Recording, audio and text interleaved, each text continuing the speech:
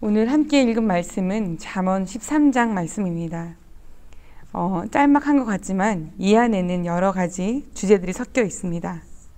크게는 지혜에 대해서 나오고 있고요. 또 입과 혀를 어떻게 사용해야 하는지에 대해서도 나옵니다. 또 의인과 악인의 특징과 차이점이 무엇인지 여러 번 반복되어 있는데요. 오늘 잠언 13장에 나오는 의인과 악인에 대한 구절을 찾아가면서 이 말씀의 의미를 묵상해 보고자 합니다. 먼저 13장 5절 말씀입니다. 의인은 거짓말을 미워하나 악인은 행위가 흉악하여서 부끄러운 데에 이르느니라. 의인은 거짓말하기를 싫어하지만 악인은 염치도 없이 수치스러운 일을 한다는 뜻입니다. 사람이라고 하면 동물과 다르게 염치라는 것이 있죠. 염치라는 것은 체면을 생각하거나 부끄러움을 아는 마음인데요.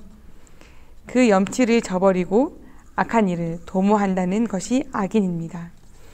악인들은 어떤 이익을 얻기 위해서 수단과 방법을 가리지 않다가 결국 많은 사람들에게 비판을 받는 그런 부끄러운 자리에 간다는 것이죠.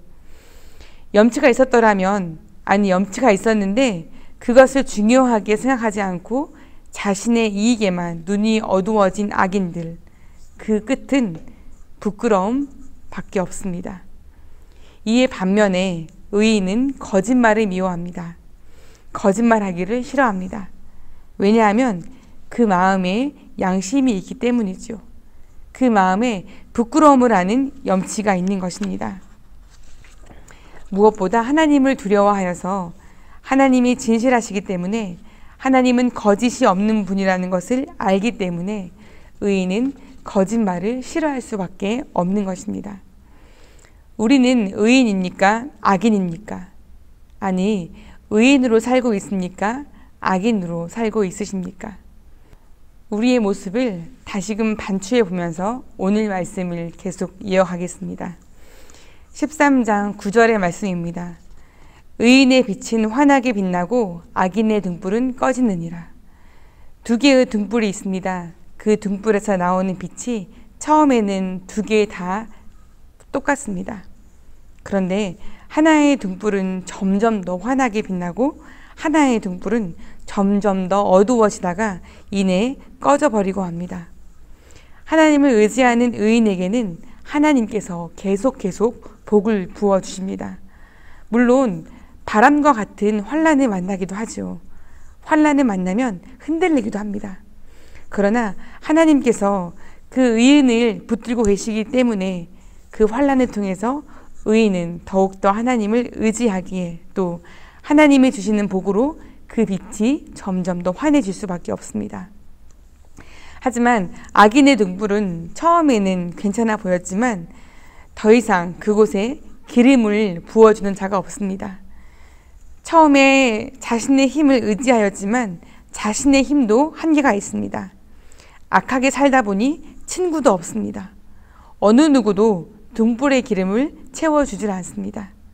그러니 어떻게 되겠습니까? 점점 꺼질 수밖에 없겠지요. 처음에는 똑같이 같아 보여도 나중에는 결국은 이렇게 달라지는 것이 의인과 악인의 삶입니다. 우리는 의인입니까? 악인입니까? 아니, 의인으로 살고 있습니까? 악인으로 살고 있으십니까? 의인으로 산다면 의인으로 살게 되면서 우리의 미래는 점점 더 환하게 빛나게 될 것이라 믿습니다. 우리 모두가 처음에는 그럴듯한 삶을 살지만 나중에는 그 심지가 꺼져버리는 악인의 등불이 아니라 의인의 빛으로 환하게 빛나게 되는 그런 삶을 살게 되리라 믿습니다. 다음 13장 21절 말씀입니다. 재앙은 죄인을 따르고 선한 보응은 의인에게 이르느니라. 이 말씀은 다시 한번 정리하다 보면 죄인은 재앙에 빠지게 되고 의인은 선한 보응을 받게 된다는 뜻입니다. 전형적인 인과응보의 원리이죠. 하나님도 이 인과응보의 원리를 잘 아십니다. 그래서 이 원리대로 죄를 지은 악한 사람들은 벌하시고 또 의롭게 사는 사람들에게는 좋은 것으로 갚아주십니다. 그러나 조금 더 크게 보면요, 하나님은 죄인들을 그냥 죄의 상태에 놔두시지는 않으십니다. 죄인들이 그 발걸음을 돌이켜서 하나님께로 향하고 예수 그리스도를 통하여서 죄 씻음 받기를 하나님은 간절히 바라시죠. 그래서 그 죄인에게 죄 없다고 선포해 주시고 의인으로 살 수 있도록 은혜를 주시는 것을 가장 기뻐하시는 분이 우리 하나님이십니다. 우리 모두는 그 하나님의 은혜를 받은 사람들입니다. 재앙을 받을 수도 있었지만 하나님의 은혜로 의인이 되었고 구원이라는 정말 큰 상을 받았습니다. 그러나 여전히 이 은혜의 빛 가운데 나오지 못하고 죄와 어두움에 머물러 있는 사람들은 재앙을 피할 수가 없습니다. 그 재앙을 피할 수 있도록 우리가 손을 내밀어서 그들을 주님의 빛 가운데로 인도해야 하겠지요. 구원의 방주에 탑승할 수 있도록 우리가 최선을 다해서 그들을 도와야 할 것입니다. 그래서 이 21절의 말씀, 인과응보의 원리를 뛰어넘어서 하나님의 은혜를 받고 그 악인들도 의인으로 칭함받을 수 있기를 우리는 계속 바라면서 기도해야 할 것입니다. 그 다음 22절의 말씀입니다. 선인은 그 산업을 자자손손에게 끼쳐도 죄인의 재물은 의인을 위하여 쌓이느니라. 여기서 선인과 악인의 그 모습이 대조가 되고 있지요. 여기서 선인이라 하면은 바로 하나님을 두려워하는 의인입니다. 그들이 받은 축복은 거기에서만 끝나는 것이 아니라 대대손손 계승된다고 나와 있습니다. 십계명에도 이와 비슷한 말씀이 있죠. 나를 사랑하고 내 계명을 지키는 자에게는 천대까지 은혜를 베푸느니라. 하나님께서 선인, 의인을 사랑하실 때 얼마나 풍성하게 사랑하시는지 알 수 있는 대목입니다. 그러나 죄인은 어떻습니까? 결국은 멸망하게 되고 그들이 열심히 벌어놓은 재물은 의인의 소유가 됩니다. 즉 죄인들은 의인들 좋은 일만 하게 된다는 것이죠. 욥기에도 이런 비슷한 말씀이 나옵니다. 욥기 27장 17절 말씀인데요. 욥이 고백한 내용입니다. 악인이 준비한 것을 의인이 입을 것이요 악인의 의는 죄 없는 자가 차지할 것이며. 어떻게 이런 일들이 가능할까요? 하나님께서 하시는 것이죠. 세상의 모든 재물의 주인이 하나님이시고 하나님께서 악인이 가지고 있는 재산을 그대로 옮겨서 의인에게 가져다 주시는 것입니다. 악인은 처음에는 깨닫지 못할 것입니다. 왜 자기 재산이 계속 줄어드는지 이해하지 못할 것입니다. 그저 조금 더 악착같이 모으고 남의 것을 빼앗다 보면 자기의 소유가 늘어날 것이라고 착각합니다.